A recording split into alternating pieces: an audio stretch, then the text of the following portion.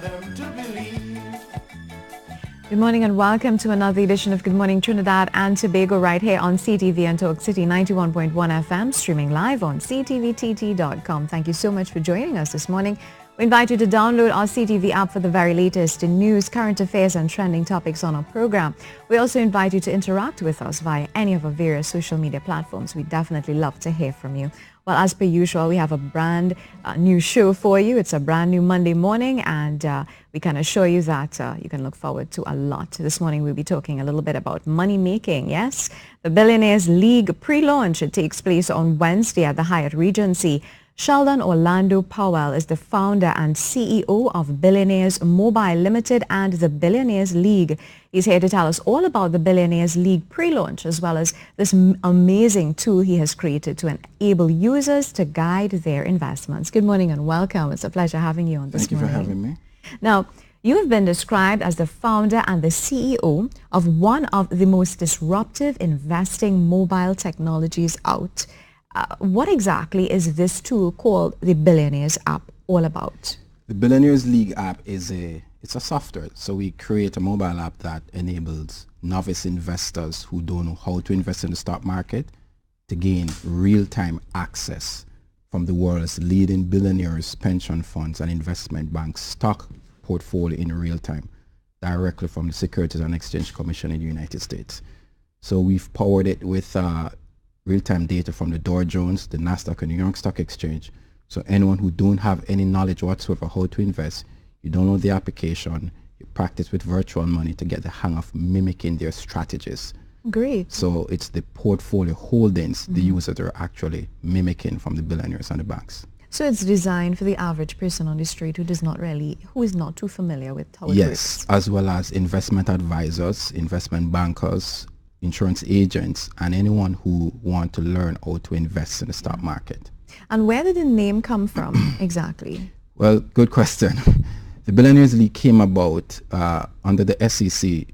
It's mandatory once you have a 100 million asset under management, you must submit your report.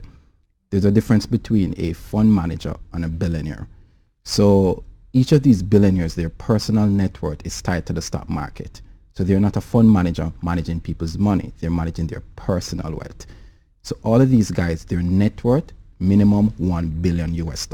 So the Billionaires League, the concept was you're following the billionaires themselves. So you're in a different league because they're managing their own money, not fund managers. So they fit the criteria in terms of the net worth that associate with it.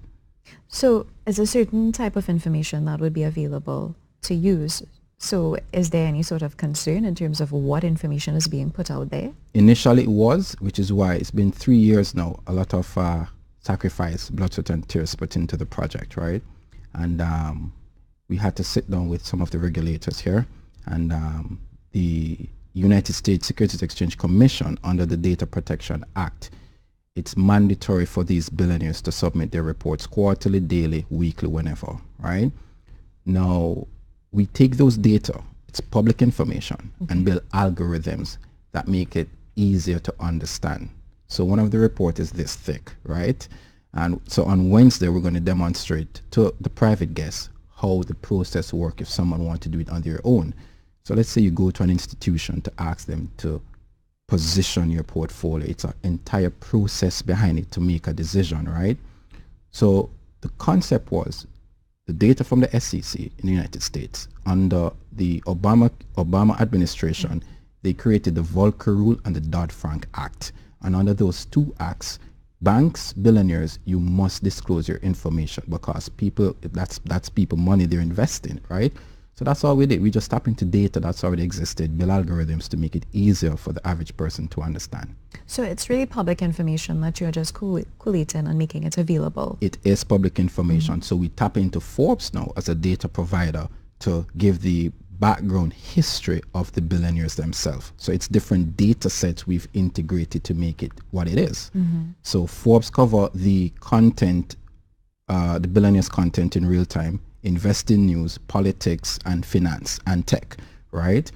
We cover the portfolio holdings of the billionaires themselves, and Nasdaq and New York Stock Exchange cover the real-time data feed.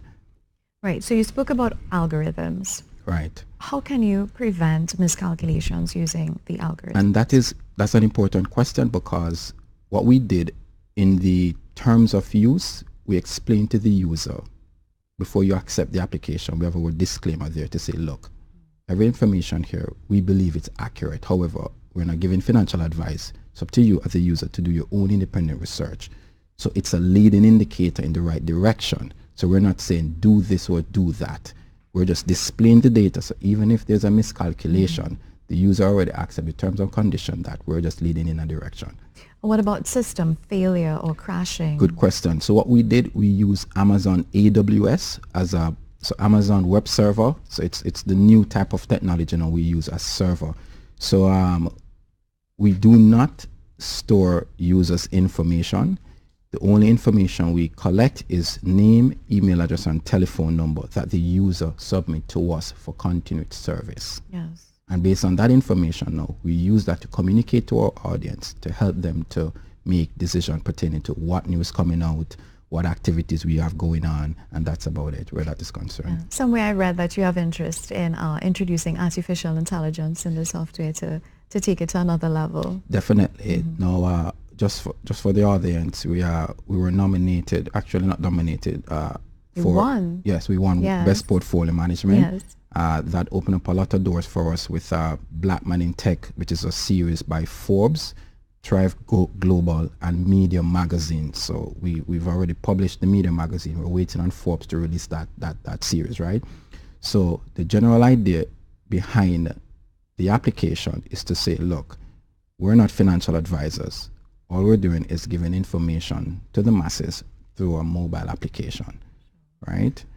No, I want to get into that award a little bit later on, probably to talk a little bit about what would have gone into that, because I understand in that competition you were up against Singapore and Europe and so many others. What would have gone into that? No, we have to give Pitch It and Career credit because they identify startups, innovators, right? So it's like the Silicon Valley approach, right? The issue with a lot of startups is the fact that you don't have mentors around you. So the award nomination, it came through the World Bank. So we were proud to be recognized, even though we didn't have the MVP as yet. Yes. We were proud to be recognized by an entity, publish us in a global database to say, look, take a look at the novelty of the application, right?